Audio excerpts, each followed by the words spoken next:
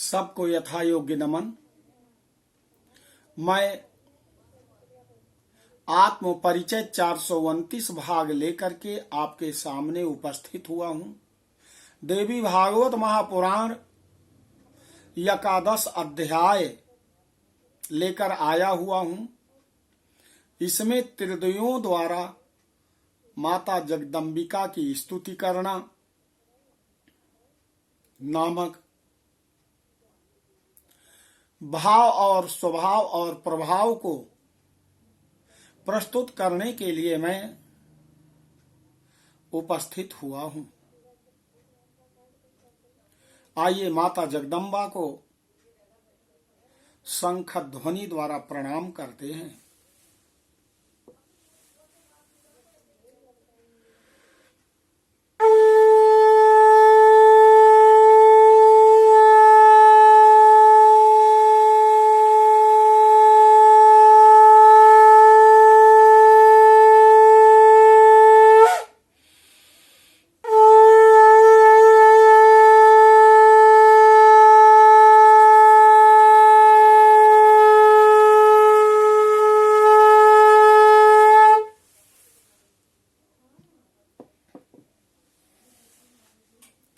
श्री महादेव उवाच एवं यज्ञे तु संपूर्णे महादेवः पुनः पुनः सती वियोग दुःखार्तो रुरोध प्राकृतो यथा ततो ब्रह्मा च विष्णुश्च तमुवाच महेश्वरम् किम रोदिषि महाज्ञानिन् भ्रान्तवत्वं विमोहितः पूर्ण ब्रह्ममयी देवी जगदम्बा सनातनी महाविद्या विश्वकर्त्री विश्व चैतन्य रूपिणी यस्या मायावशात् सर्वे वयम चापि विमोहिताः तस्या देह परित्याग इति भ्रांति विडम्बनम् मृत्युंजयस्त्वं भगवान् यत् प्रसादान् महेश्वर तस्या देह परित्यागो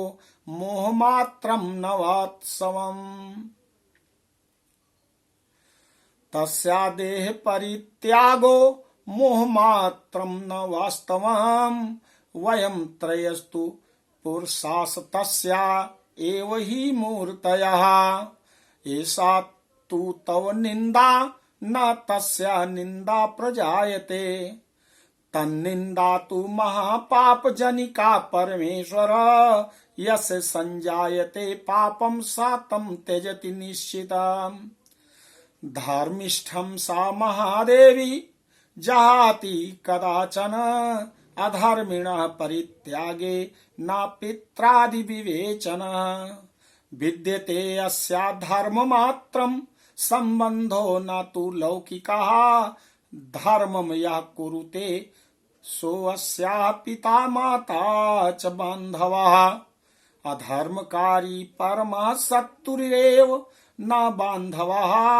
तस्मात् प्रजापतिर्दक्षं तन्निन्दन परायणम्।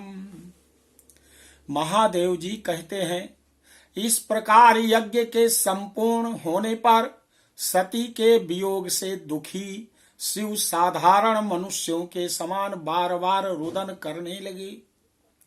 तब ब्रह्मा और विष्णु ने उन भगवान शिव से कहा, हे महाज्ञानी, आप अज्ञानी के समान मोहग्रस्त होकर क्यों रुदन कर रहे हैं?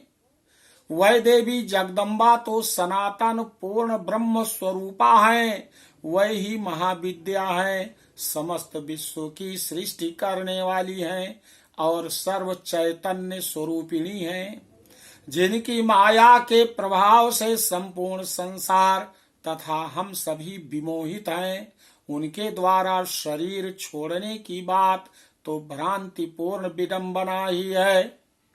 प्रभो महेश्वर, जिनकी कृपा से आप मृत्युंजय हैं, उनकी मृत्यु तो वास्तविक नहीं है, यह भ्रम मात्र ही है।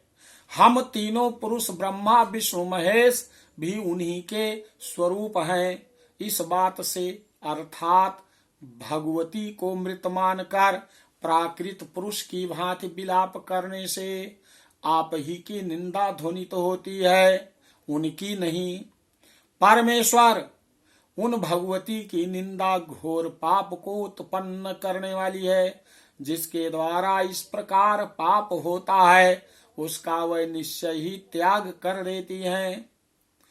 हे देव, वह महादेवी धर्मशील पुरुष का कभी त्याग नहीं करती हैं। अधर्मी का त्याग करने में वह पिता आदि संबंधों पर भी विचार नहीं करती हैं। उनका संबंध तो मात्र धर्म से ही है, न कि लौकिक कारणों से। जो धर्म आचरण करता है वही उनका पिता माता और बांधव है। जो अधर्म करने वाला है वह उनका बांधव नहीं परम शत्रु है। इसी कारण भगवान शिव की निंदा रूपी पाप में रत देखकर दक्ष प्रजापति का उन माहेश्वरी ने परित्याग कर दिया है। यदि वह पराम्बा दक्ष की पुत्री के भाव में स्थित होती तो दुर्दांत दक्ष प्रजापति का दमन कैसे होता। इसलिए धर्म कर्म के फल को प्रदान करने वाली वह महादेवी उस महापापी का त्याग करके स्वयं अपने धाम में चली गई हैं। तो देवियों सज्जनों, आपने श्लोक संख्या 10 तक देखा और 10 के आगे भी आपने श्लोक संख्या 12 तक कृत पापम विलोकयु सा तत्याज महेश्वरी यद्यस्य पुत्री भावेन सा तिष्ठति परा स्वयं तदा कथम स्याद्दमनम दुर्दान्तस्य प्रजापते इत्यस्मात् सा महादेवी धर्म कर्म फलप्रदा त्यक्त्वा वाति पापिनम पूर्वम स्वयं सो स्थानम आययौ। स्वयं अपने स्थान को चली गई हैं। तो इसके आगे श्लोक संख्या 12 के आगे अगले परिच्छेद में आप सुनेंगे। बोलो आदि शक्ति माता जगदम्बा की जय।